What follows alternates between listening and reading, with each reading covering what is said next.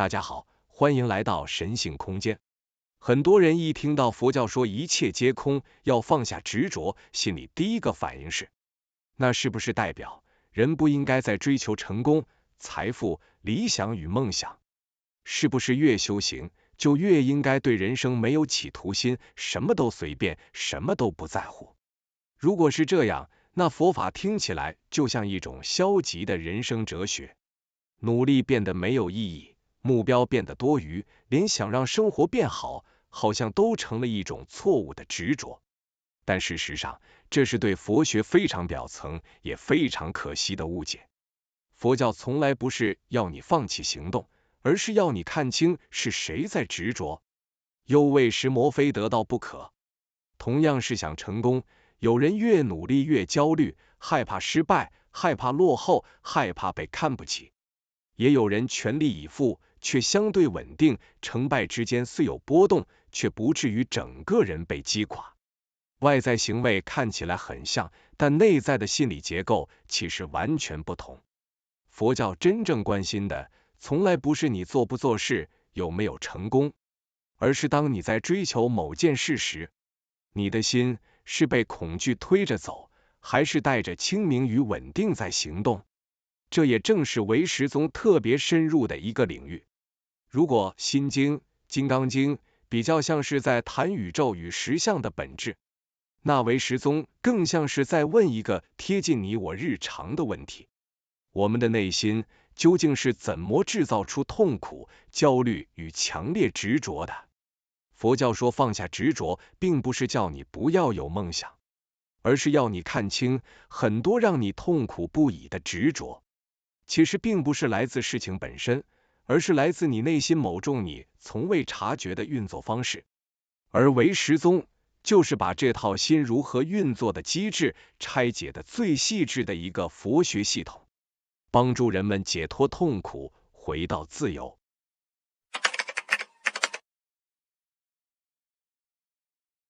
那么唯识宗是怎么看待我们眼前这个世界的呢？唯识宗里有一句非常核心的话，叫做三界唯心，万法唯识。这句话常常被误解成世界是假的，外在现实根本不存在。但唯识真正要指出的，并不是否定世界，而是提醒我们，你所经验到的世界永远离不开你的心识参与。换句话说，我们并不是直接活在一个原始、客观、未经处理的世界里，而是活在一个经过我们的心识诠释、加工、选择之后的版本里。同样一句话，有人听了觉得被否定，有人却觉得只是建议。同样一次失败，有人觉得我完了，我就是不行。也有人会想，这只是过程的一部分，我再调整看看。同样的世界，有人觉得活在世上很痛苦，也有人觉得这个世界很精彩，而活得很快乐。事情是一样的，外在条件差不多，但每个人所活出来的世界感受却差距巨大。唯识宗会说，差别不在外境，而在心识。唯识经文里有一句话，识所愿，为识所现。意思是，我们以为自己在接触外在世界，但其实我们真正接触到的是心识所呈现出来的影像。这并不是神秘说法，就连现代认知科学也发现，人类感知到的世界并不是外界的原貌，而是大脑根据感官讯号、过去经验与预测机制所建构出来的一个内在模型。你看到的不只是眼前的画面，而是你的大脑认为那是什么。你经历的不只是事情本身，而是你如何诠释那件事情。唯识宗早在2000多年前就已经把这件事说得很清楚。问题不在于世界是什么样子，而是你的心是用什么方式在看世界。而为了进一步说明这个看世界的心到底是怎么运作的，唯识宗提出了一个非常精细的模型，也就是8识。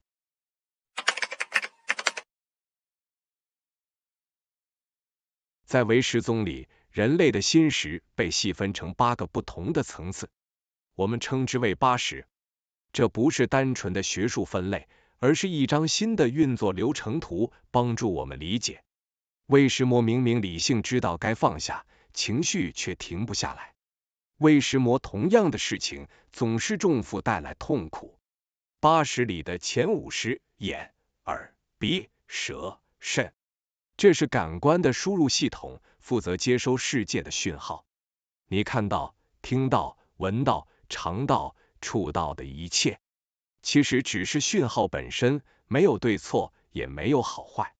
这就是你的原始资料库。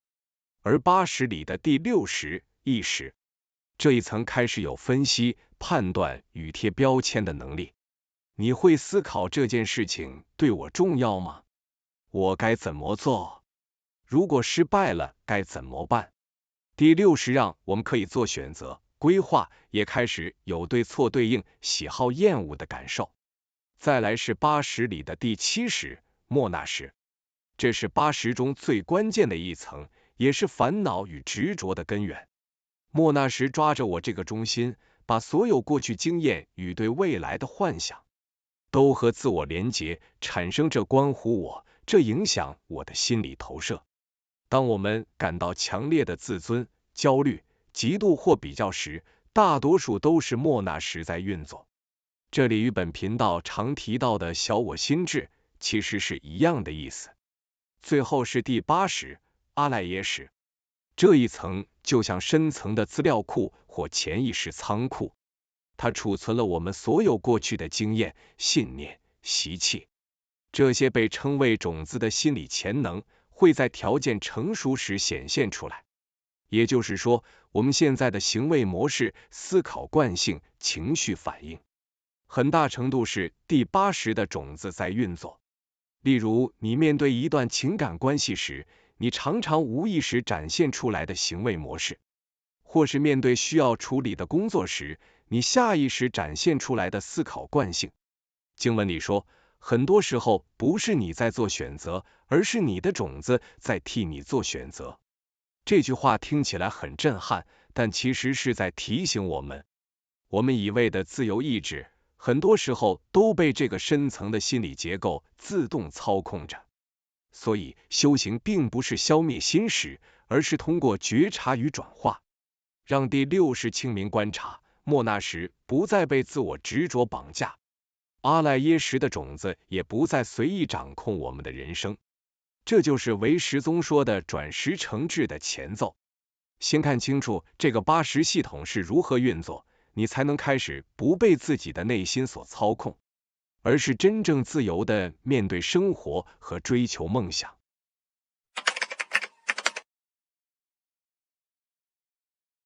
在唯识宗里，光知道80如何运作，还不足以真正解脱痛苦。因为即使你知道莫那什抓着自我、阿赖耶识储存习气，如果没有看透他们是怎么被误认为真实的，你还是会被小我心智牵着走。这就是唯识提出的三自性：遍计所执性、依他起性、缘成实性。先从第一个说起。遍计所执性，意思是我们对外境的虚妄执着。你以为他看不起我，所以我一定要成功，我才算有价值。但这些只是莫那什和阿赖耶识投射出来的心理建构。痛苦很多时候不是事情本身造成的，而是我们把事情当成绝对真实了。接着是依他起性，这告诉我们万法由因缘而生，事情本身并没有固定意义。工作失败、感情受挫、生活困境，都是因缘条件暂时形成的现象，并非宇宙要惩罚你，也不是世界本身有错。当你理解事情本身只是因缘的呈现，你开始看到外境并非绝对恐怖，也非必须依附。最后是缘成实性，这是三自性的核心，也是智慧的来源。当你看穿遍计所执性，理解依他起性，就会明白痛苦只是小我心智的建构，而不是客观绝对存在。执着自然松动，你会更自在的面对人生，选择也更清明。换句话说，佛教说放下执着，并不是叫你放弃梦想或人生追求，而是放下错误认定，追求结果就是实现自我价值的执着。举个生活例子，你为了升职拼命工作，结果没达成目标。若你只是盯着结果，就会焦虑、失望，甚至自责。但如果你明白，努力本身是因缘的呈现，而你的价值不依赖结果，那么你仍然可以努力，但不再被焦虑绑架，心更轻松，也更能清楚判断下一步该怎么做。三自性就是把80带出的心理结构连接到你日常经验的解释模型，让你看到痛苦的来源不是世界，而是我们把外境误认为真实的心识操作。